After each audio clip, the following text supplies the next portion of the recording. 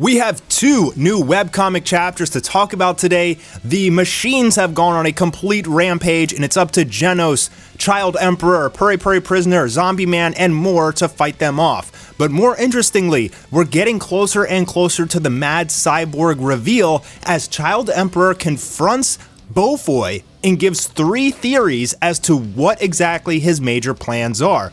And it appears to be a possibility that Beaufoy may in fact not be behind all of these machines, and he may not be the villain that Drive Knight has been telling us that he is. But we should be able to find that out in the next chapter, as it appears that Child Emperor will be fighting against Beaufoy because he's pretty much threatening him with retaliation if he doesn't reveal his plans and the true information right now. So things are getting really interesting, a lot to talk about here. That's coming up right after this message from our sponsor. The hit mobile game with over 80 million players is back, and now it's better than ever. Our partner, Raid Shadow Legends. If you've never played Raid, it's a surprisingly fun way to spend your time. Whether you're traveling or, let's be honest, on the toilet, with over 700 unique champions to choose from, build a team to take down massive bosses and acquire rare and magical loot. There's also a PvP mode for those of you guys who like to dominate other players. Raid is completely free to play. This month only, get involved in Raid's festive Christmas story event. There's minigames, puzzles, and tons of prizes. Head to www.raidxmas to see more. Also, Raid just released The Cursed City, brand new content that's some of the toughest missions ever. Test your skill by heading to the Eclipse Tower and fight Amius, the Lunar Archon. You can download Raid for free by clicking on the link in the description or scanning the QR code you're seeing in the top of the screen right now. Stamp your name among the heroes of Teleria in Raid Shadow Legends. So, as we've seen from the last few chapters, it's pretty much been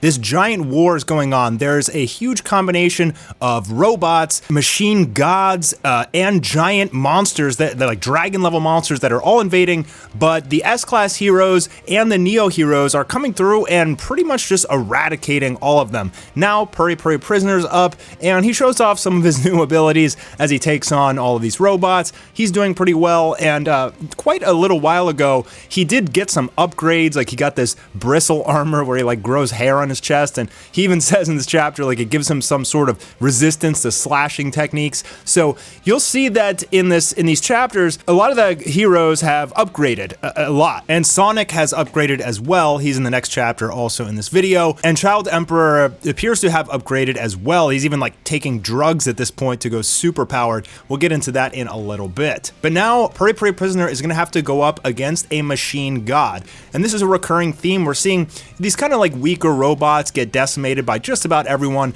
but there's more powerful monsters and robots like machine gods that have come in, and they're the bigger threat. Puri Prisoner fights this machine god, and he takes a lot of damage. He gets sliced up pretty damn bad, but it appears that he was able to defeat this machine god, and even though he is still the last ranking S-Class member, he's still got some power in him. He hits the robot with some crazy punch, and I believe that this is the end of the robot. Sometimes it's a little bit hard to tell what the heck is going on with one's art, but it looks like he just, I guess, shattered him with a giant punch here. Everyone's favorite Watchdog Man is going on a complete killing spree. He's such a beast, man. I want to learn so much more about Watchdog Man. Like, he beat Garo. He made Garo look like a fool, and he just seems unbeatable. Like, Watchdog Man is maybe one of the strongest characters in the series. We got Pig God here eating robots, but we know that he can eat pretty much anything and he'll be okay.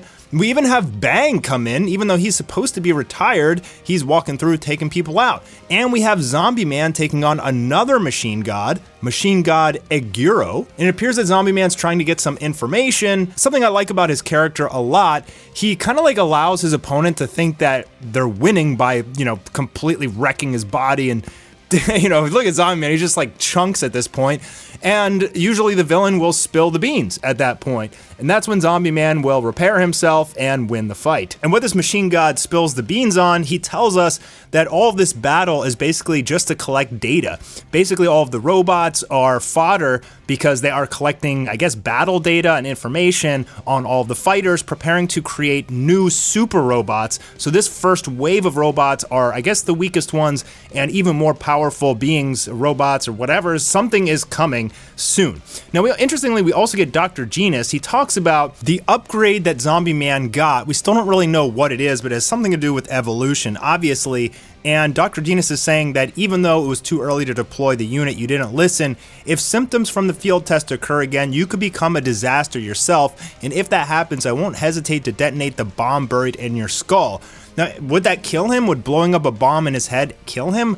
I don't think so. Maybe Dr. Genus thinks it is, but they did go to like Dr. Genus's basement and they didn't really show us what happened in there, but I believe it was to give Zombie Man some sort of improvement. Maybe we'll find out in the next chapter what his upgrade actually is. Okay, so now we're going to go over to Child Emperor, and this is probably the most important thing that has happened in the last 4 or 5 chapters or so, as Child Emperor is going to go meet up with Beaufoy, and he's going to start to release some hypotheses as to what Beaufoy's true motive is, and talk about potentially the mad cyborg and more. So this is really juicy information. This is a huge arc with tons of questions. This is Genos redemption arc, but it appears that it may even go deeper than this. Drive Knight is involved. All these robots are involved. All of this is coming to a head here in the webcomic. Now, it appears that Child Emperor is a part of some sort of team of child geniuses that they call themselves Cram School.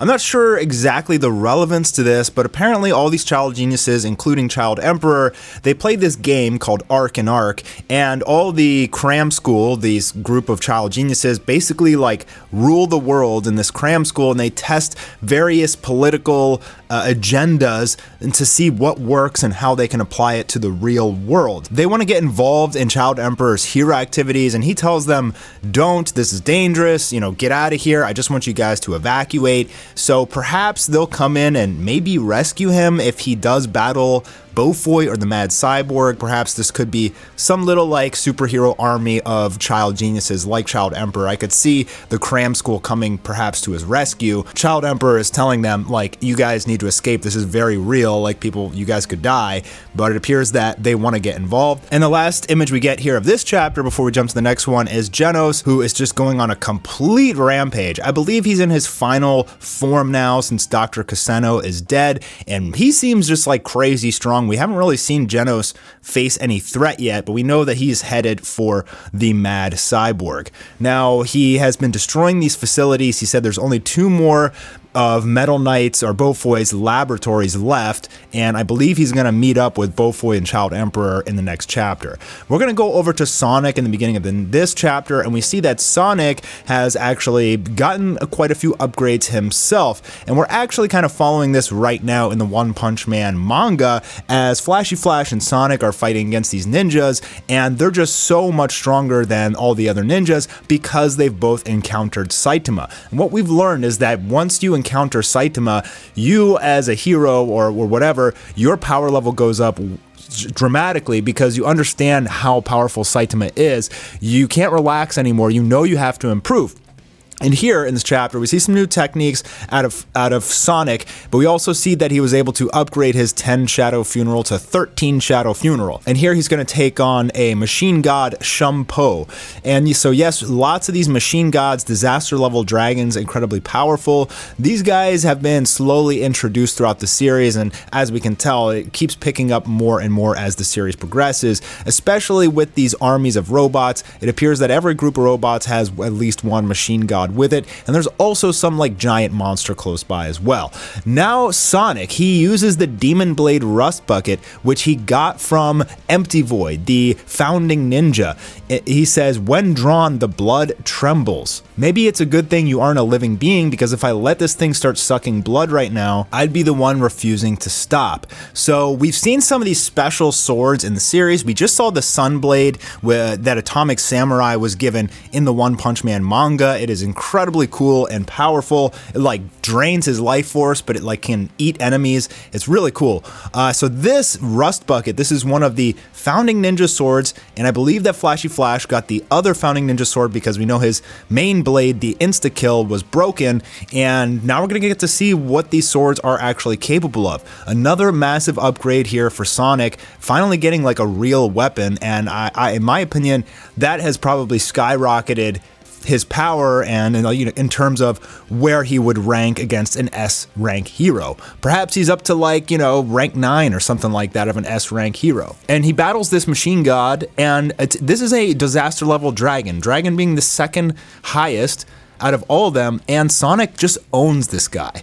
So if you're a fan of Sonic, if you're paying attention to him right now in the One Punch Man manga, this chapter is extremely relevant because we're getting to see how strong some of these characters are that have had interactions with Saitama. Again, it's playing into this role that if you fight against Saitama, or you get one shot, but your power level will increase dramatically. It gives you that ambition and drive to get stronger because there's just this impossible mountain of an opponent in front of you. Sonic even saying, "I've become too strong." But even so, the number of robot soldiers isn't decreasing. And now we get to the most important part, Beaufoy, who's talking about how his robots have an infinite energy source. It's the same used for the Hero Association headquarters. Child Emperor comes in, and we learn that Child Emperor is the protege of Beaufoy, and 3 years ago he used to train under him. They used to work together. It explains why they're both masters of robotics, and Child Emperor is asking, are you the mastermind behind all of this? If so, can I attack you?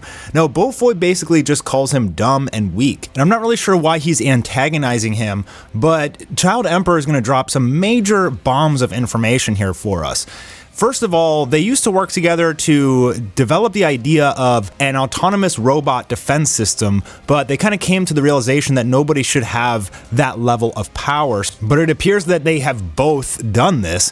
At least Beaufoy is saying that Child Emperor owns a large-scale military force, and he's been building it without telling anyone. So if you're reading this, you're like, oh crap, is Child Emperor like the true villain? But Child Emperor is saying, whose fault is that? And I think he's actually asking genuinely, because he's saying that he found Beaufoy's data signatures running around on all the robots, emitting their identification symbols or signals of specific Beaufoy-made weapons. And Beaufoy is way too smart to do that. I mean, it's basically just admitting to treason. So Child Emperor comes to the consensus that somebody is framing you. Someone is misusing your weapons and data. Essentially, there's a traitor, and it's the same person is probably developing these suits, these battle suits that the Neo Heroes are using that make you crazy, crazy strong. But Child Emperor is still suspicious. Why would he let it happen? Are you letting all these robots run amok and somebody steal your data because you're trying to figure out who it is as well? That's hypothesis number one, and that is a possibility that Beaufoy potentially is not the creator of the Mad Cyborg. It could be Drive Knight, or Drive Knight could be the Mad Cyborg. But that's just hypothesis number one. Hypothesis number two is coming, in which Child Emperor says it actually is you, but you don't really have to worry about it since I'm the only one that can verify that you're the one behind this robot army, basically underestimating me. And then he takes a bite of this lollipop, and you can see him start like spazzing out. Now, this lollipop is full of some kind of drug. We've never seen Child Emperor do this before. It's gonna start powering him up, giving him some sort of unfair advantage. Now, Beaufoy gets out of his chair here and stands up, seemingly to challenge Child Emperor, saying, what are you gonna do about it? Child Emperor now admits he has a third hypothesis in which he believes that Beaufoy may have just completely sacrificed his humanity. He may have developed this AI that they were working on 3 years ago, but ultimately decided to get rid of because it would be out of control and go on a complete rampage. So he's wondering if these machine gods that we've seen are this AI program that they were developing together. Essentially, if Beaufoy sacrificed his humanity and just decided to activate this AI, which they deem to be forbidden, would be the true threat here and the one controlling all of the robots and machine gods. Computerization, there's no way to control an AI other than to augment your own brain function with the machine functionality and surpass the AI. Your computational power would increase, your senses and your sensibility would decrease. If your instinctual behaviors were to vanish, there is the danger of losing your sense of values and ethics, which means that you would effectively cease to become human. So his third hypothesis is that potentially Beaufoy has implemented a brain chip in him, mixed himself with AI, and abandoned his humanity in order to obtain godlike power. Is that why you're trying to reset the world to a new standard? Beaufoy understands that Child Emperor has taken some sort of drug from his candy and calls it childish. And he also seems extremely calm as Child Emperor is completely spazzing out, getting ready for a big battle. And the last frame we get is that Child Emperor says, I'm going to get an answer from you even if it's by force. I'm prepared to respond in any way necessary. Now, interestingly, we are in the real world working on these brain chips. You know, Elon Musk's Neuralink, that's actually not the first rendition. There's interviews on YouTube you can find out about how DARPA, which is like a government weapons program, has been working on this for, 10 years or so. And essentially the biggest problem with incorporating an AI into your brain is losing your humanity, losing your ethics. Machines and robots don't have the ethical response that humanity does. And if we erase that, we lose our humanity and it could cause the destruction of humanity. We value and cherish life. Robots would not. They wouldn't understand that. To me, when I was reading this, I didn't really get the feeling that Beaufoy was the threat. I mean, he's standing there, he's taking all this smack talk essentially from Child Emperor who's threatening him, and he seems completely calm.